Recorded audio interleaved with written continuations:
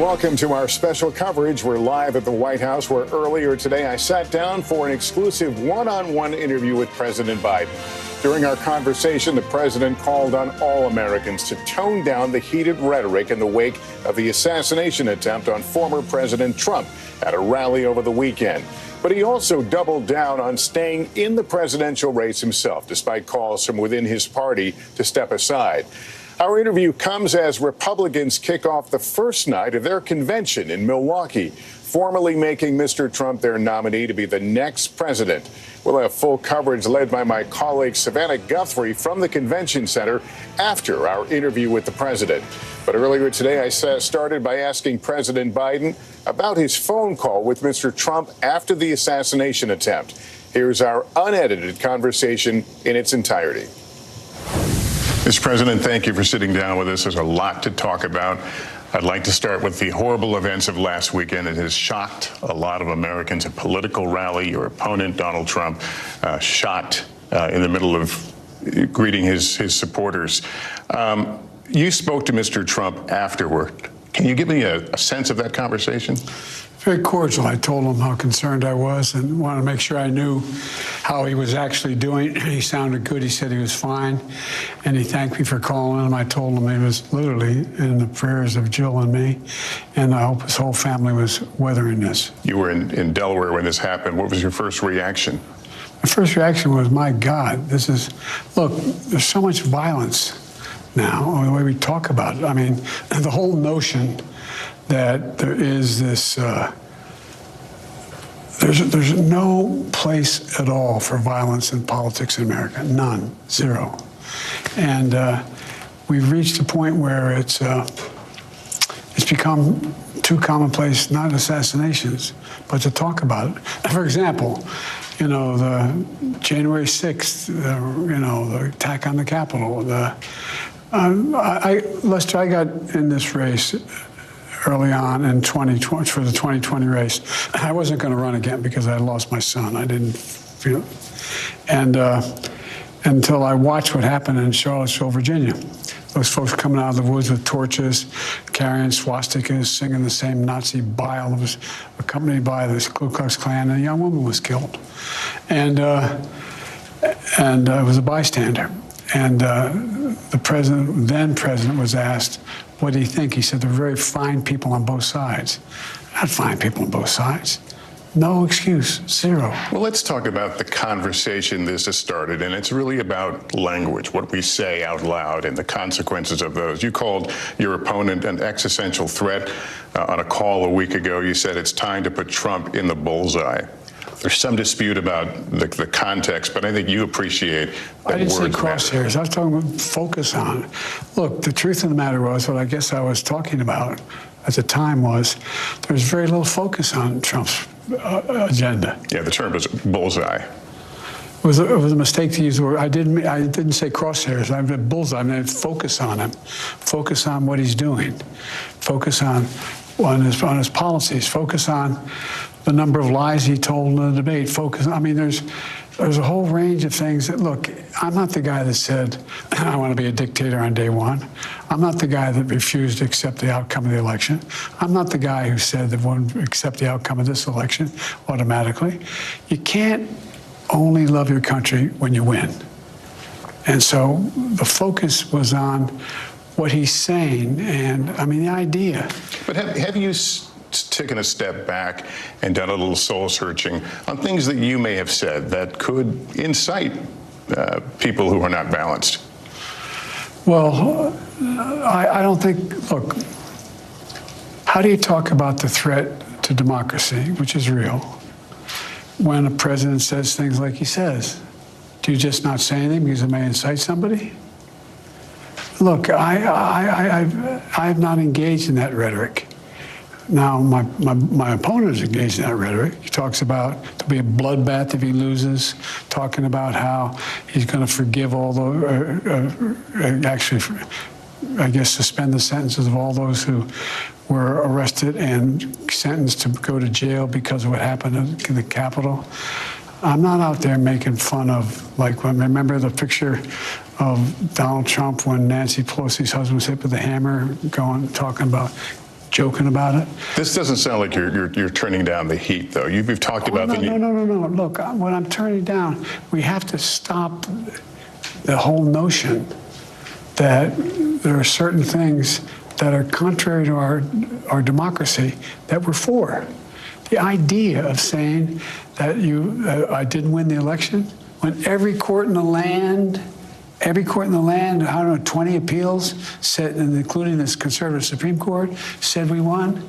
The idea of having a loyalty pledge from all the folks who are in Republican MAGA, not all Republicans, the MAGA Republicans, saying that no, we lost the election, inflaming the people to say, So what can you and what will you do, at least things you can control, to lower down the temperature, the rhetoric out there? Continue to talk about the things that matter to the American public. It matters whether or not you accept the outcome of elections. It matters whether or not you, for example, talk about how you're going to deal with the border instead of talking about people as being vermin. And those things matter. That's the kind of language that is inflammatory. Mr. President, you've been in politics a very long time, so let's speak frankly. We're all adults here. Has this shooting changed the trajectory of this race? I don't know, and you don't know either. I don't know, but something you've given thought to? No, I've thought less about the trajectory of the case than two things.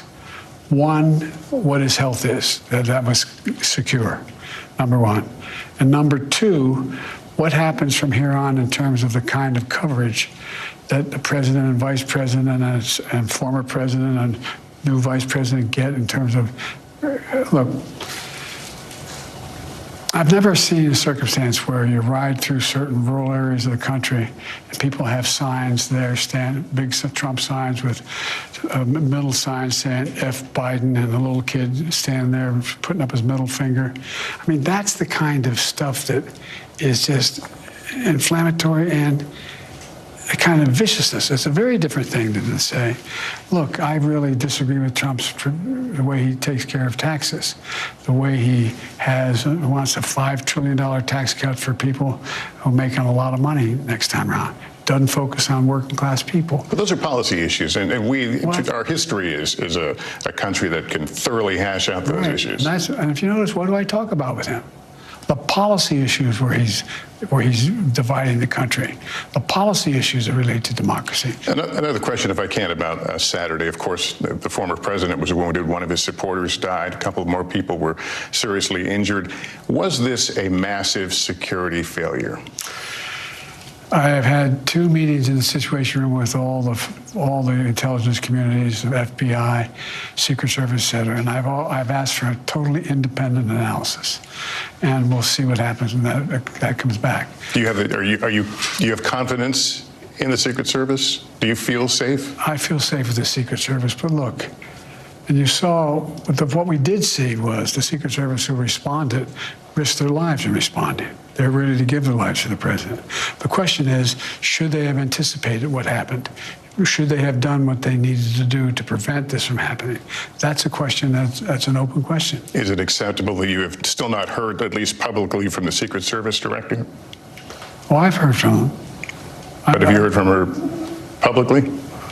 Publicly, I've sat down in a Situation Room downstairs with the Secret Service, the FBI, the national security agencies, the Homeland Security, all the major elements. And there's 2 pieces of this, too.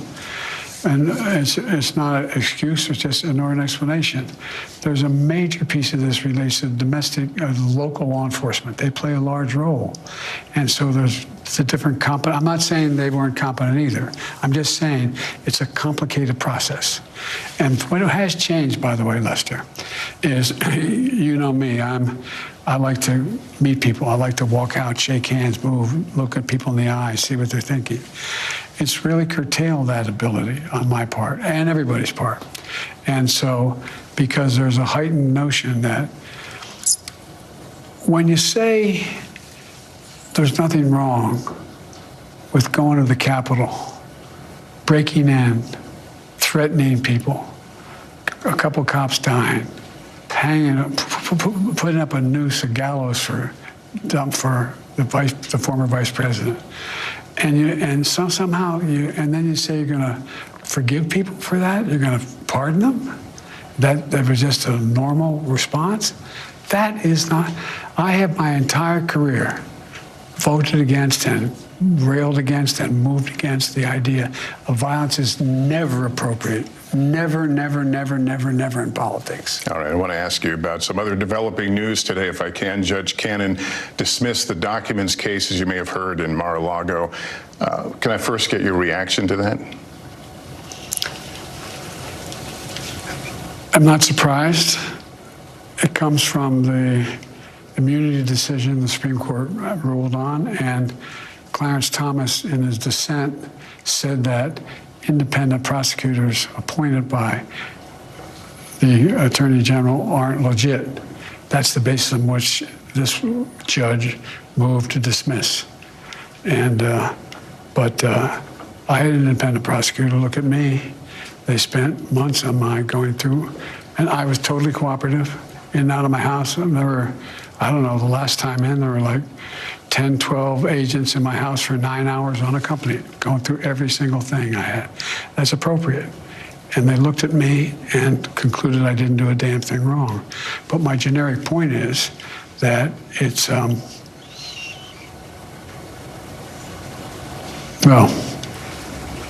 the basis upon which the case was thrown out, I find specious, because I don't agree with Clarence Thomas' dissent and/or the Supreme Court decision on immunity.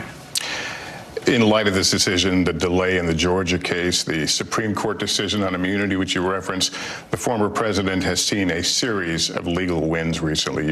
You have actively campaigned on his legal woes. Can you do anything like that anymore? Sure. I can talk about what I think is appropriate. I think the Supreme Court made a terrible decision. I think the justices he appointed have, in fact, been the most conservative. And I would argue, if you survey constitutional scholarship, they seem out of touch with what the founders intended. Before this violent turn of events over the weekend, the talk, as you know, was about you and your future, if you should stay in the race. Your allies, James Clyburn, Nancy Pelosi, have kind of put it out there that they're waiting for your decision, giving you time to make your decision. What I hear from you is that you made your decision. Are you still comfortable in that decision? Has anything changed in the last several days? No. What do you make of people like Nancy Pelosi, though, who seem to be of the opinion that there is a window for you to make this choice? What aren't they getting? Look, we knew this was going to be a close race from the moment he announced. The idea that we are in a situation where, if you look at all the polling data shows a lot of different things, but there's no wide gap between us. It's essentially a toss-up race. And I think one of the arguments that get made, you have the most successful presidency of any president in modern history, maybe since Franklin Roosevelt. Passed more major legislation no one thought could get done. We're able to put together consensus. We're able to unite NATO. We're able to deal with foreign policy. Why don't you just decide to rest on those laurels? And the answer is because the job's not finished. Do you feel like you've weathered the storm on this issue of whether you should be on the ticket or not? Look, 14 million people voted for me to be the nominee in the Democratic Party. Okay? I listened to them. In your last TV interview, you were asked if you had watched the debate, and your answer was, I don't think so, no. Have you since seen it? I've seen pieces of it. I've not watched the whole debate. And the reason I ask, because I guess the question is, are you all on the same page? Are you seeing what they saw, which was moments of, frankly, that you appeared to be confused? Lester, look, why don't you guys ever talk about the 28 lies he told?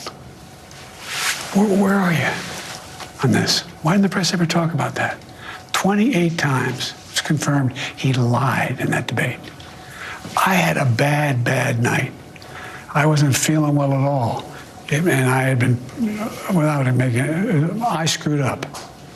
But I just asked the question because the idea that you may or may not have seen what some of these other folks have seen. You're not on the same. I'd have to see. I was there.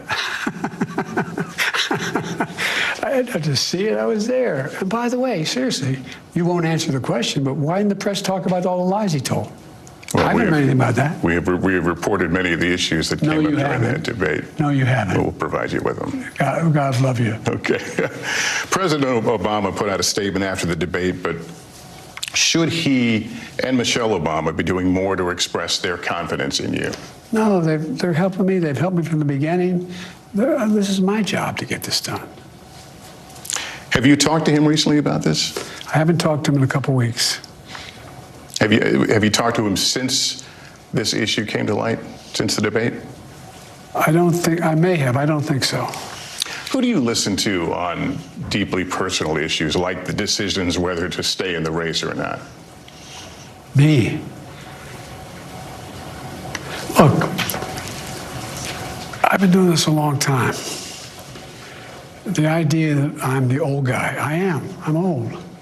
But I'm only 3 years older than Trump, number one. And number two, my mental acuity's been pretty damn good. I've gotten more done than any president has in a long, long time, in 3.5 years. So I'm willing to be judged on that. I understand why people say, God, he's 81 years old. Whoa, what's he going to be when he's 83 years old or 84 years old? It's a legitimate question to ask. I want to ask you about, just shortly before you and I sat down, former President Trump named his vice presidential pick, J.D. Vance. What does that tell you, his qualities? What does that tell you about former President Trump's values in terms of who he will surround himself with in a next administration should he win? Well, it's not unusual. He's going to surround himself with people who agree completely with him. Have a voting record. I support him. Even though if you go back and listen to the things that J.D. Vance said about Trump. Well, he said some things about you, yeah. Oh, no, well, he said something about me, but see what he said about Trump. What's with you guys? Come on, man.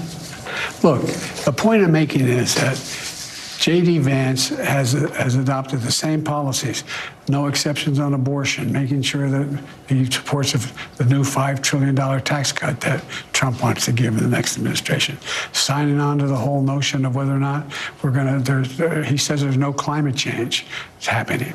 I mean, he signed on to the Trump agenda, which he should if he's running with Trump. Mr. Trump has said he's giving you a chance to redeem yourself, basically the idea of engaging in another debate. We're going to have another debate. Yeah, you're going to have one in September that's on the books. Would you be open to doing one in the next few weeks? I'm going to debate him when we agreed to debate, and I'm going to debate him in September. But if the opportunity came up to do one between now and then, is there a sense of wanting to get back on the horse? I'm on the horse. Where have you been? I've done 22 major events, met thousands of people, overwhelming crowds, a lot happening. I'm on the horse. What I'm doing is going out and demonstrating to the American people that I have command of all my faculties, that I don't need notes, I don't need teleprompter. I can go out and answer any questions at all. And I stood there when NATO was in town. I stood there for an hour and answered questions. If you were to continue to run and be officially nominated, what happens if you have another episode like we saw during the debate? What happens if another? Yeah, what happens if you have another performance on that on that level? I don't plan on having another performance on that level. All right. Mr. President, it's always good to talk to you, good to see you. Thank you for making some time for us. Sometimes come and talk to me about what we should be talking about. All right. Okay, the issues. Always happy to talk.